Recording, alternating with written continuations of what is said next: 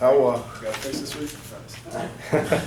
It's how working. good was it to finally get a couple of downfield, big plays? Felt good. It was relieving. We knew it was only a matter of time until it actually happened in the game because that's what we do in practice. But it was good to see. It takes the load off of our. That's what we expect out of our guys, out of our offense. So I did my job. The receivers did a great job getting behind them and making plays. How much does proving and showing that you guys can do it kind of open everything up now that the defenses have to kind of be a little bit more wary of that? Exactly. That's exactly what we want to do. We got to have that balance where we can get behind defense and make them pay for stacking the box against our big run game. And I think it takes a load off of our O-line that they don't have to ground and pound just to get the hard rush yards. We can get behind them and make good plays and take the load off that way. But that's how we want to be balanced. We want to be able to run the ball and then get behind them deep for the deep pass. You spoke the other day after the game about how there were a lot of things that you did wrong, could have done better, even though the number said 24 for 27, et cetera. Coach pointed out a little while ago that some of your throws, even though they were completions, maybe the ball could have gone somewhere else. How was yesterday? What did you learn about all that yesterday and about 24 for 27? What more did that mean to you? I think it just always shows that you can always do better. You just try to chase perfection, and when you chase perfection, you hopefully just reach greatness along that. But there were like 3 to 5 throws where maybe they were still completed, but it could have went to someone else for maybe even a bigger play or the smarter play.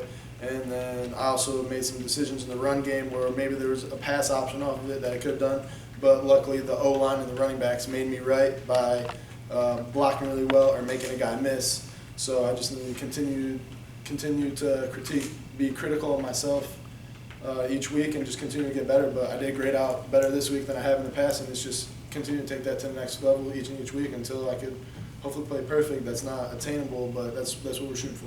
3 games in as a starter, can you pinpoint an area too where you clearly have grown since the beginning of the Georgia game? My eyes and my footwork, just relaxing, seeing the defense, having my eyes in the right spot, and then just being calm with my feet in the pocket. And a lot of the credit goes to my O-line because they gave me a lot of time yesterday, so I was able to really relax back there and play my game. When you talk about your eyes, are you talking about not telegraphing passes or making sure you're seeing the whole field and making the right decision? Going through the progression, seeing the right fields, going through my keys, looking at the right safeties, and going from safety to linebacker to corner, and then same thing with my progression to my reads for my receivers. So it all kind of combines into one where you just got to play good with your eyes. When you see things come together like they did on Saturday and you're able to step outside and watch it on film, does it give you confidence moving forward that the foundation is there, even though you're critical of yourself, right, that you can have more success down the road? Right, definitely. Now that we know what we're capable of, now that we've done what we've done in practice in the game, I guess this is sort of the expectation now that this is what we want to duplicate each week, but continue to get better and be better than we were the week before. I think we've progressed as a team each week, so we just have to have another great week of practice in order to get the same results that we want. You went into the James Madison game thinking that you would have some success based on their defense. What is Pitt showing you right now? They're showing sort of the same things that JMU does, but we know they're going to throw a lot more at us, blitz-wise, and try to confuse us in the back end.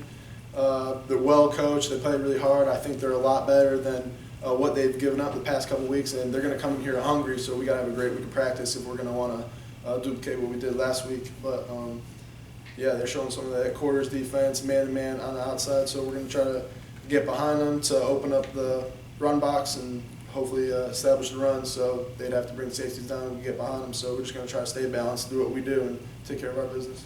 Just the next game, or this is not only an ACC game, but it's a Coastal Division game. Is there more juice for that?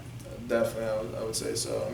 We're going into the ACC Coastal, and we know what our goals are this year. We need to take care of business this Saturday if we want to attain those goals. So I think there's going to be a lot of juice, not only this week, but for the game on Saturday. So we need to have a great week of practice, preparation, and just coming there ready to roll on Saturday because I know Pitt's going to be ready to go.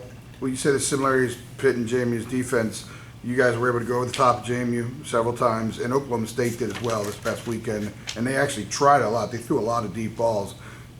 Piggybacking on what he asked you, does that make those completions, those big plays, Saturday even bigger, knowing those opportunities are going to be there down the road, and now you've already got them, and it's something that we don't have to really ask about anymore?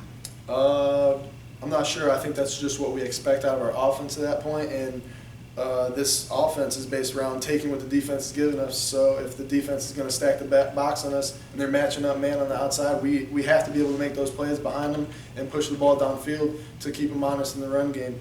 So we're just going to take what the defense gives us, and if that's what they give us, we got to be able to make those plays. It's going to be crucial for our success. I know your boy Switzer is kind of close with them. Have you developed any relationship at all with James Conner? I'm sorry? I know your boy Switzer is kind of close with him at all. Oh, Have you okay, developed yeah. any relationship with James Conner? Yeah, I know James Conner. I don't talk to him as much as I'd like because we're both busy during the season and stuff. But I played against him in high school my senior year. He's a great player, even better person, and his story is inspiration is inspiring to many. So I haven't talked to him lately, but I follow him on social media and all that, and it's really great to see what he's doing. I'm excited he's back on the field. How many of your teammates and whatnot have just kind of putting that all into perspective, the journey that he's been through in this last year and whatnot? I know Coach sent him a message and whatnot, and I know Ryan did as well. How much has he really kind of put life into perspective for guys in this team? I mean, it puts everything in perspective. I mean, we should never take for granted what we're able to do, play the game we love, and really just being able to be alive and be healthy is something to be thankful for.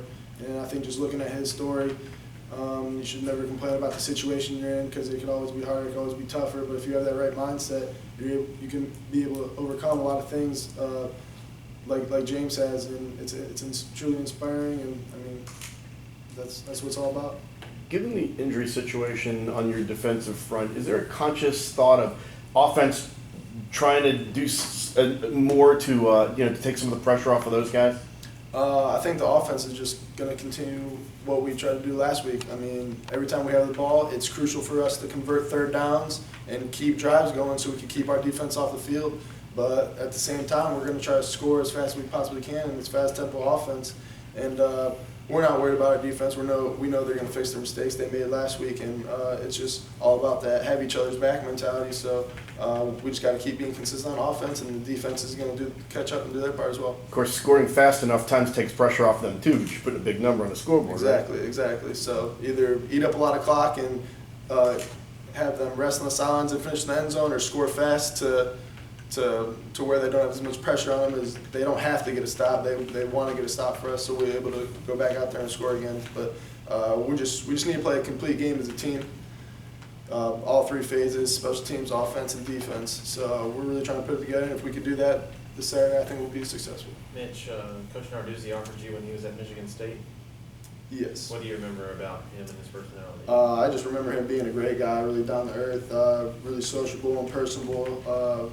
Is someone you definitely want to play for. And I took a hard look at Michigan State. They took another quarterback before me, but he's one of those great coaches that you want to play for, and I respect him a lot. And he's very knowledgeable about the game, and his players love him.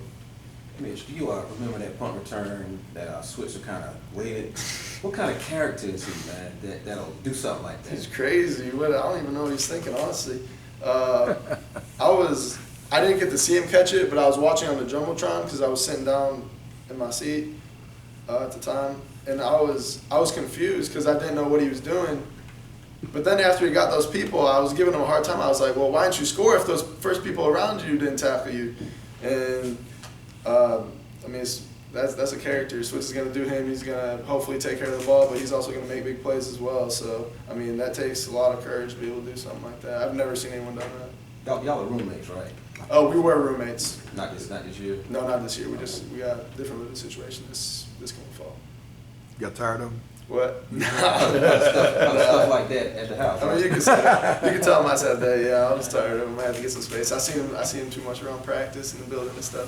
But no, we just had different housing conflicts, so we got that. Yeah. I know you're busy on That's my Saturdays, but have you had a chance to see Lamar Jackson at Louisville and what he's been able to do? Yeah, I mean, I think everyone's seen he's tearing it up. I mean, he's balling. There's not much to say about that. He's just putting up crazy numbers against really good teams too. So, yeah, I don't know. He's balling. You working on your hurdle move too? Yeah, I'm gonna have to, right? Just make sure you stick the landing. Yeah, he's explosive, running, passing the ball. I mean, that's what you want. That's what you want to be as a quarterback. You got to make defensive pay, and if you could do that, you're gonna be successful for your team. But that's very impressive what he's doing. All right. Thanks, Coach. Mitch. Thanks, Mitch. Appreciate it, guys.